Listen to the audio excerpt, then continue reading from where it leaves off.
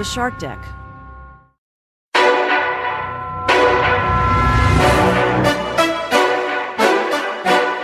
Hello and welcome to Palace Intrigue. I am your host, Mark Francis. Were Harry and Meghan iced by Oprah Winfrey?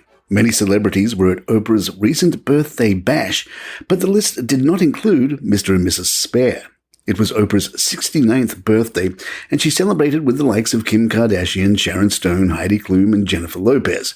But not Harry and Meghan. How rude, considering the Spares had invited Oprah to their wedding.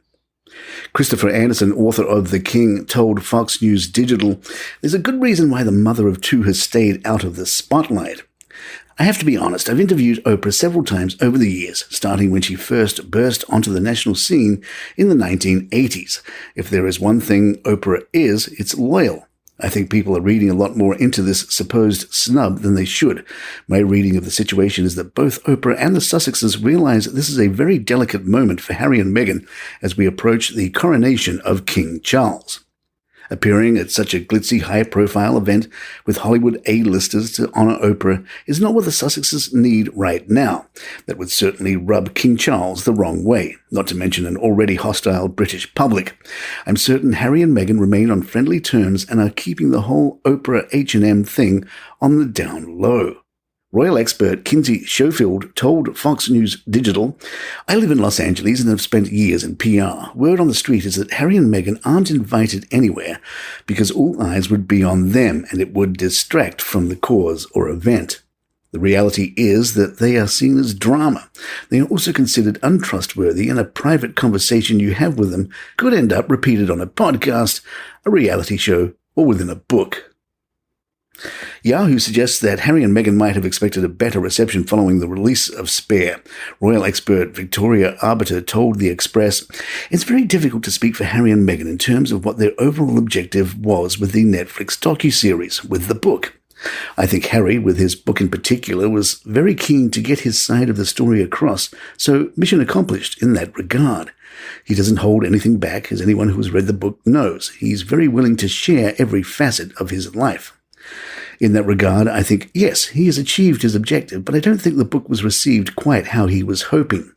There are people that remain hugely sympathetic to him, but there have been a lot of criticism, so the broader public is talking about him in a way that I think he perhaps didn't anticipate.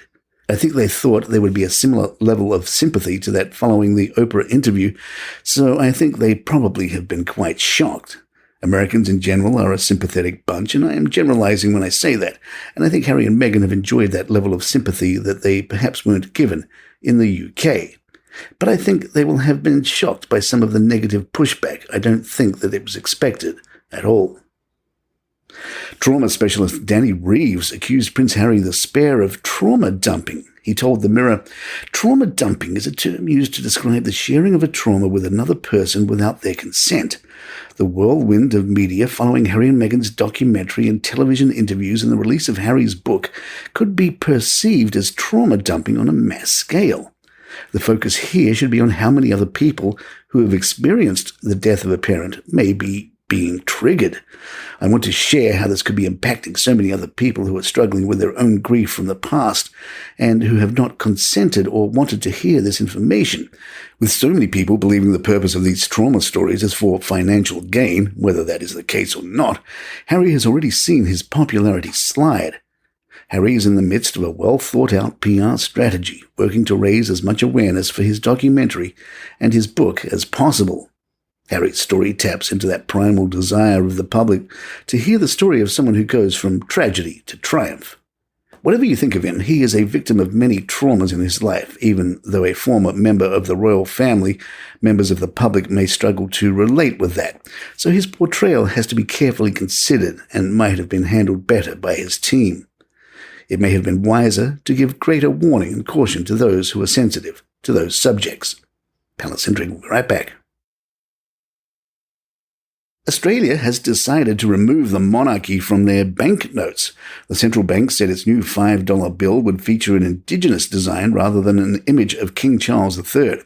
However, the king is still expected to appear on coins that currently bear the image of the late Queen Elizabeth II. The news of the banknote also ruffled some British egos. The Australian news media referred to Charles as the British monarch, but back in the UK, some chose to remind the Aussies that Charles is the King of Australia. Majesty magazine tweeted, Charles III is King of Australia. His late mother was Queen of Australia from the year after her accession until her death. Yet many media reports today refer to the removal of the portrait of the British monarch from the Australian $5 banknote. And there you have it. If you'd like to email us, our address is thepalaceintrigue@gmail.com. Please follow us on Spotify, iTunes, Google Podcasts, or wherever you get your favorite shows.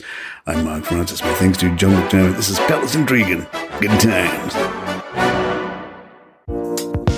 Did you know you can name a cockroach after your ex-lover and have it fed to the animals at the zoo? Hi, I'm Johnny Mack with 5 Good News Stories. It's a podcast twice a week where I tell you 5 good news stories, 5 fluffy stories. I just want to make you smile to start your day.